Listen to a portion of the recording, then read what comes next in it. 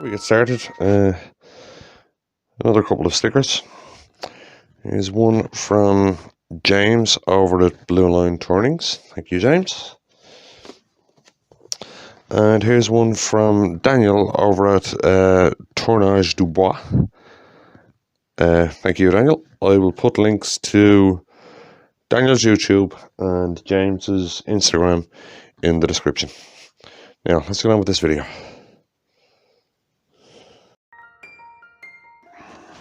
Okay, in this video I'm going to do, I'm actually going to fill a request that I got through the Instagram page. Somebody, and I can't remember who, because it was a good while ago. And I'm sorry about the delay on this. I've been up to my eyes. Somebody asked me to do an end grain bowl because they were having problems with them. They were splitting on them and they couldn't get a decent cut. So I'm going to try and answer that question in this video. Right, on the lathe I have a piece of ash and it's a spindle. Right, now basically I'm just going to cut this and I want you to watch. Right, now what I'm going to do is I'm going to put a bead edge there. Right,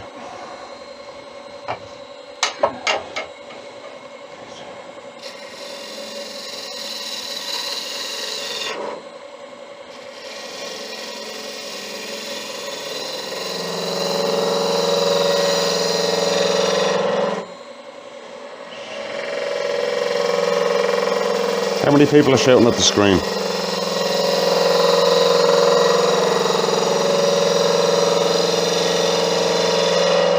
Because everybody should be. Why? Because I'm cutting uphill on a spindle. Right? You shouldn't do that. Gives you a bad finish. And it's much harder cut to do. On a spindle, you're doing a bead, you should always cut downhill.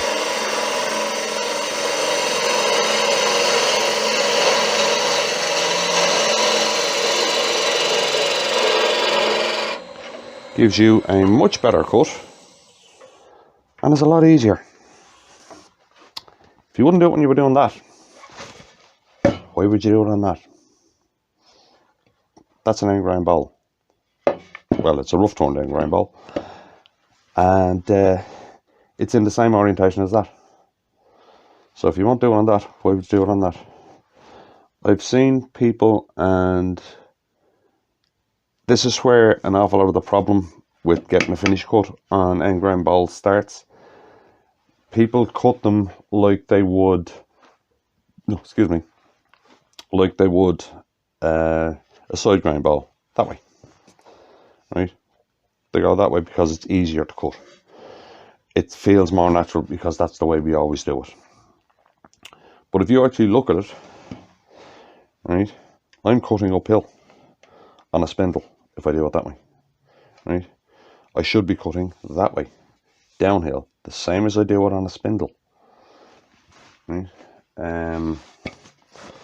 Because that is basically a tree growing straight up and down.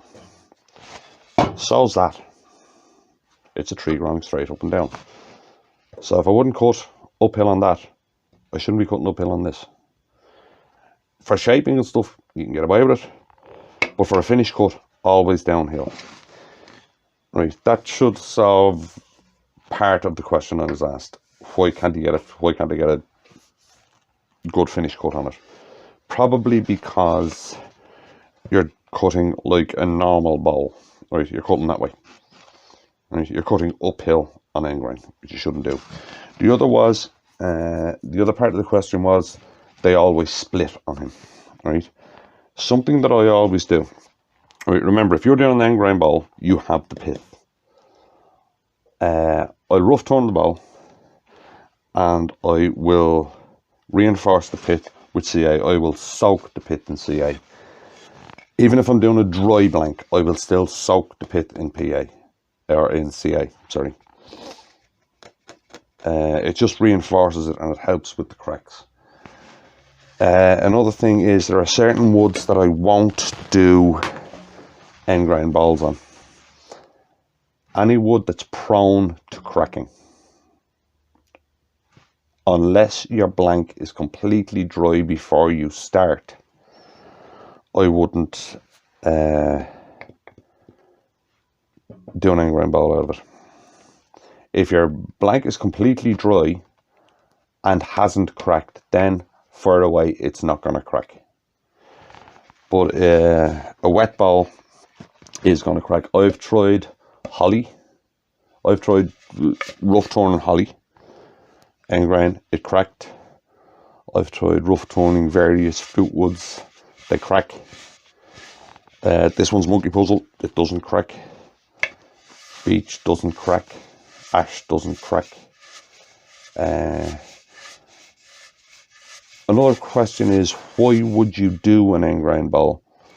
Because sometimes, to be honest, they're prettier than side grain bowls. One that is prone to cracking but is stunning if you do it is cedar. There's a thing called a cedar rose bowl or a flower bowl, and it's an end grain. It can only be done end grain, and it's absolutely stunning. I have a chance to get some cedar logs, and if I get them, I will do a flower bowl, and you'll see it then. It's absolutely stunning piece. So basically what you got to remember is an end grain bowl is basically a giant spindle. So what you wouldn't do on one of them, you don't do on one of these. Right, now I'll put an end grain bowl into a chuck and I'll be back. Okay, there's an end grain bowl in the chuck. This one is actually elm. Right, now another thing about end grain bowls is end grain bowls do not warp as bad as side grain bowls. Right, there's the same one I'm using as the example, which is the monkey puzzle. Right, you can see it's still basically round. Right, the tenon is still round, and it hasn't warped all that much here on the edges. Right, compare that to an apple bowl. Right, as you can see, it's wider here than it is here. It is warped very much on the edge, and the mortise in this case is well warped. Right, you don't get that kind of warpage on an end grain bowl. Basically, why is all the grain is drying at the same rate and is pulling in the same direction in an end grain bowl, whereas in a side grain bowl, the end grain is drying faster and the grain pulls in different directions, which is why you get so much warpage.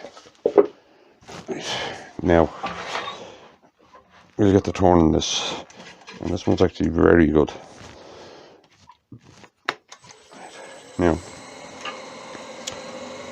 this one actually doesn't need much at all. Right, I'm just going to do a finish cut on the outside of that because that actually hardly warped at all. As I said, certain woods are very good for doing this. Right, get myself set up. Yeah, should be okay. Right, I'm just going to take a very light cut on this.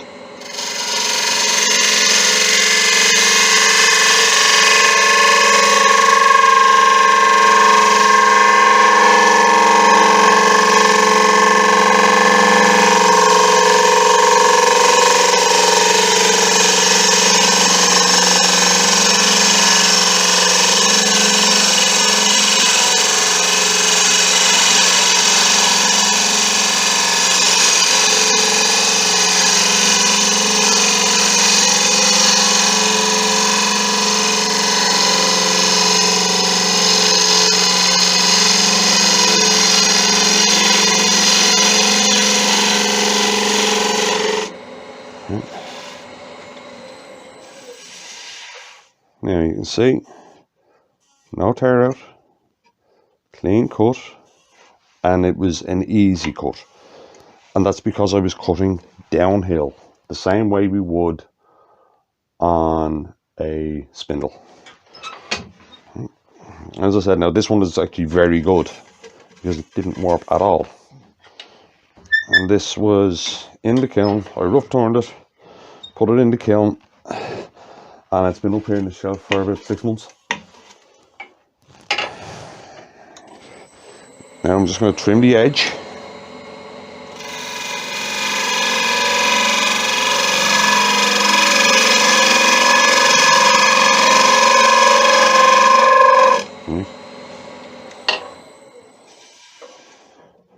Nice clean edge in it. Now something you'll notice with end grain bowls is you get dust. Right. You'll very rarely get lovely streamers coming off an end grain bowl. Right. Now I'll go to hollowing and we'll move the camera. Right, okay, we're in the hollowing position now. Right, you can see in there, well, I hope the camera's picking it up. Where the mark where I treated the pits with CA. Right, and you can actually see there's the center of the bowl. The pit is off to the side on it. I'm not too worried about it. If you can get the pit dead center, it looks cool. But if you can't, don't be worrying about it.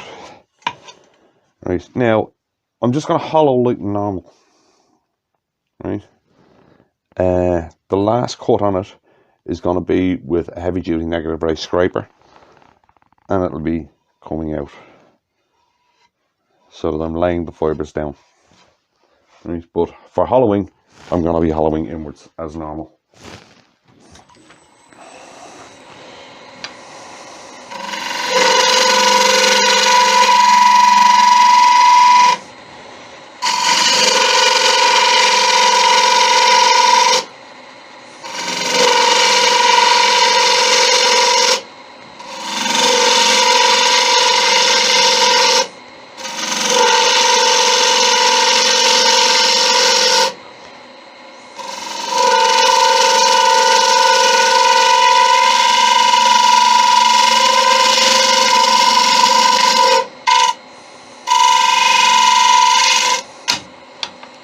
Now I'm still going to do the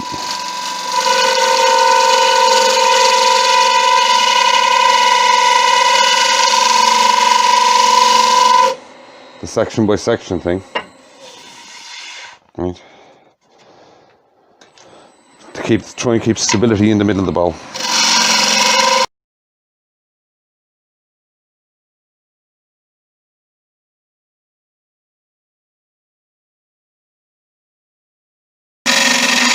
Now with staying out of the way of the camera, I can't really see where I'm cutting. So what I'm actually doing is I'm watching down here.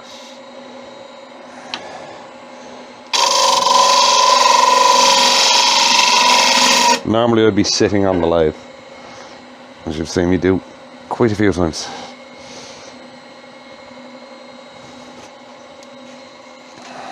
Now,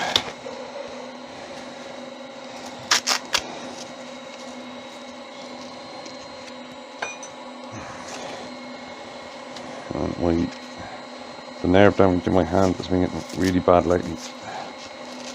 So I would like to thank Mark the Gentleman Woodturner for his recommendation on this brace. Right, I'll put a link to Mark's channel below in the description. So cheers for that, Mark. Yes, it does work well. You were right. It definitely helps.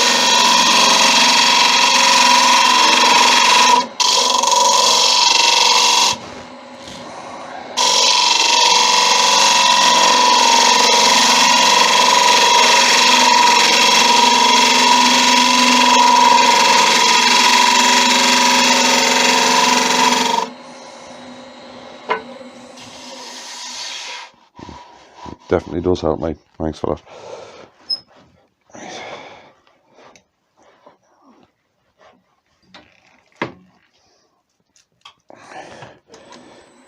move the rest in a bit.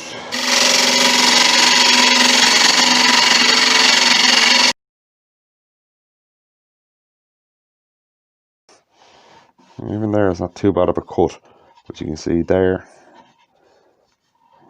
see the end grain tearing. Right. It's certain parts where the end grain is coming down that you'll tear. If you're cutting across that way, right, let's say that's the end grain coming down. If you're cutting across that way, you won't tear it out much. But the problem is when you're coming that way, up into it, right, you're forcing the grains apart. You've seen the analogy of straws. Well, that's what you're looking at, right? Now you can see here, I hope the camera's picking this up actually. I'm side, side, side, side. Then there's a line there. There's a straight line there of tear out. That's where I'm hitting that, like that, right? It's fine when I'm cutting along the side of it like that, because I'm basically cutting side grain. It's fine when I'm cutting across it, because I'm cutting crossways, right? Better if I'm cutting this way, but if it's solid enough wood like this elm is, you can cut that way. And you'll still get a better cut coming this way, but you can get away with it cutting that way. The problem is when I'm cutting that way. Just when I hit a turn between hitting the side grain and going across, there's one section where you hit like that and you will tear out every one of them. You can, as I said, I hope the camera's picking it up, but you can actually see the line of it. Right there, right where it starts to turn. Now, when I do the pull with the, excuse me, with the big negative brake scraper, that will completely get rid of that, because I'm cutting in the right direction.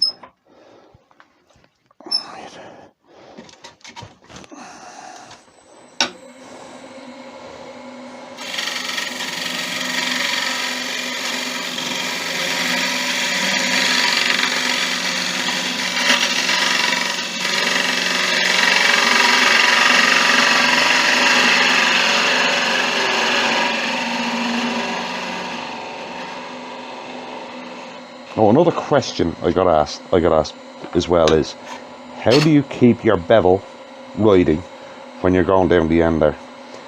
You don't go in a, hang on, I'll turn the light off for this, right? You don't run in a straight line like that, right? What you actually do is, when you get to a bit there, you start going up and down, right? That will keep your bevel in contact. If you try and go straight, your bevel can lift. But if you go up and then down, your bevel will stay in contact, which is what you want.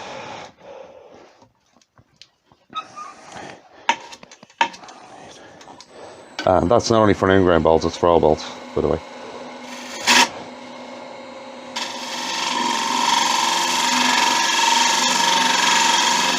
Dropping my hand, raising, and then lowering back down. Raising my hand back up,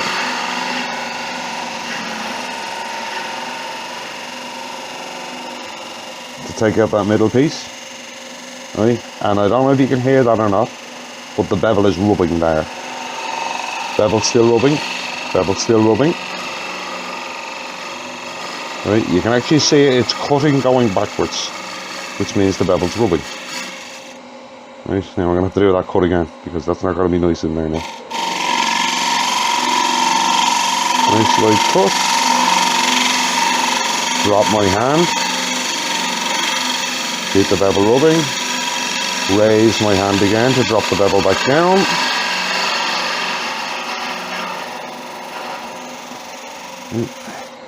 And there we have a bevel cut all the way along the bottom there. Right. Now we'll do that negative brake scraper.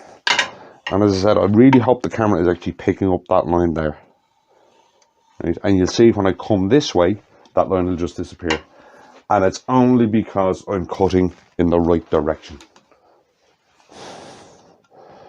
Right, better put an edge on this. Okay, then we go back to it. Negative brake scraper, check I'm cutting on center line. I am.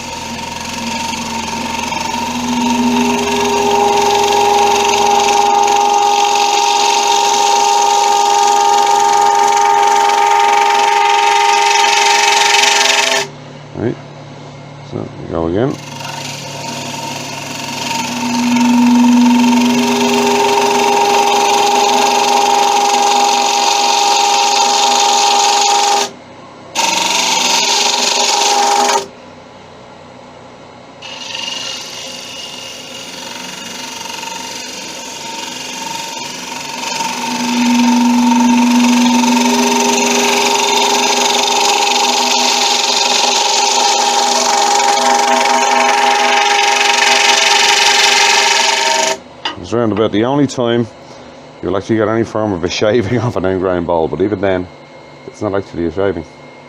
It just falls to pieces.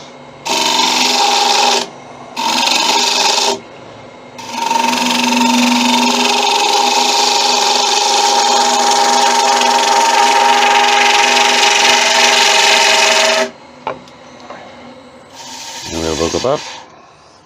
Now you see that line is completely gone. So now it's just a case of finish up and sand. Right, and we're back. Just buffing off.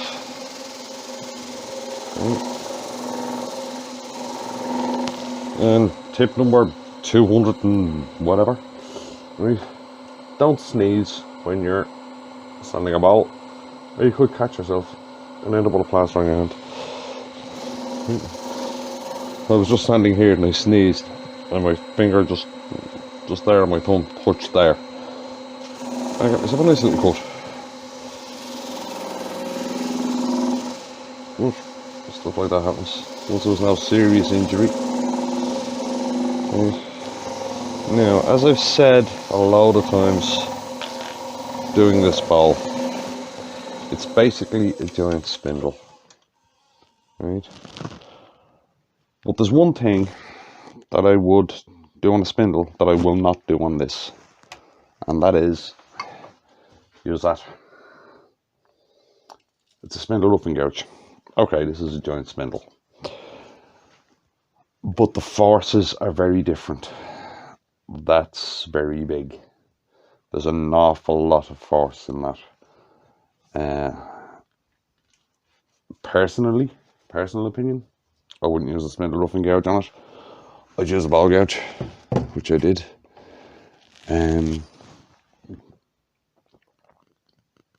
It's just it's a bowl. Use a ball gouge. Right, it's safer.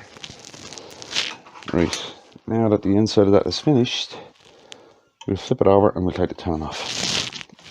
I'll be back then. Right, now we'll take the base off. Lately I've been favouring this way of doing it. It's, hang on, I'll stop the light and show you. Right. It's basically a disc of 3/4 MDF. It's screwed to a faceplate I don't use. It's got some anti-slip matting on it. And it's held with pressure from the tailstock. I just find it quicker to do it this way.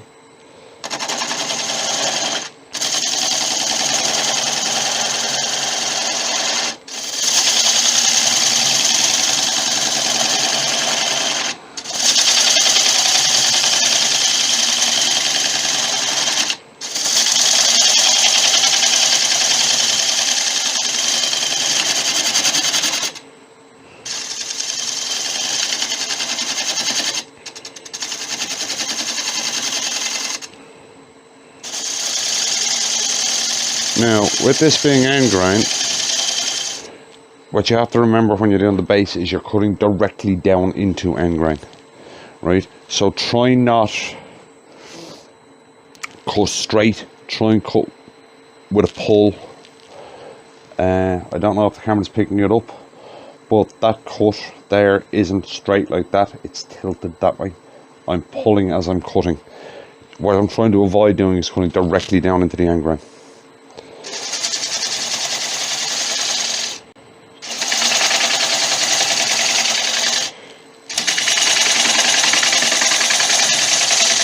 And to be honest, doing that on all bowls is not a bad idea.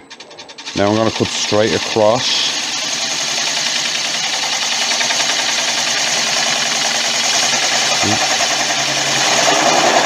Which means I'm basically doing a cut like I'm doing on a spindle.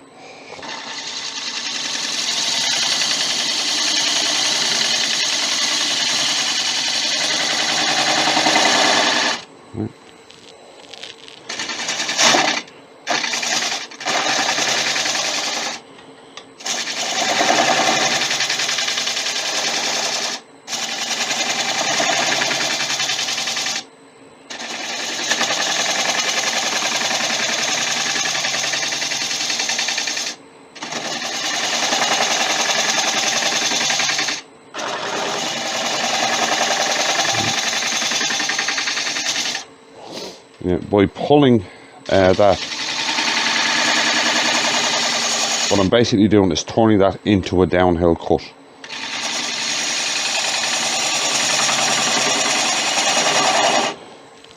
Right, and not for finish, just because it's easier.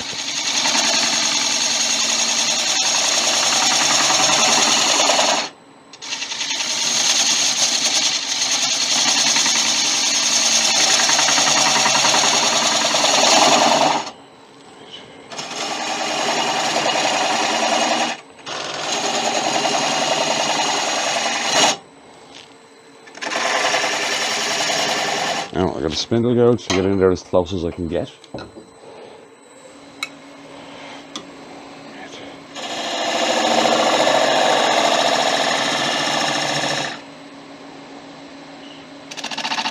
Right. Define the bottom.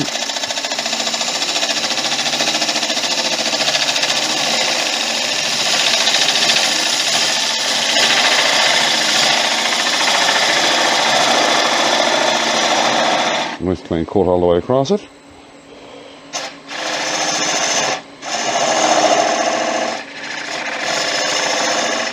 And then take out what's left of that tenon.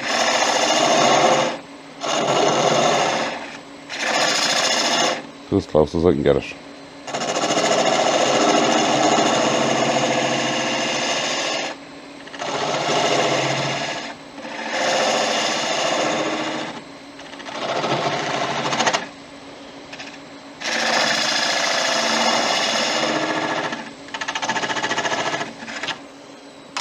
A smaller spindle gouge. In there a little bit more. Well, that's about as far in as I can get.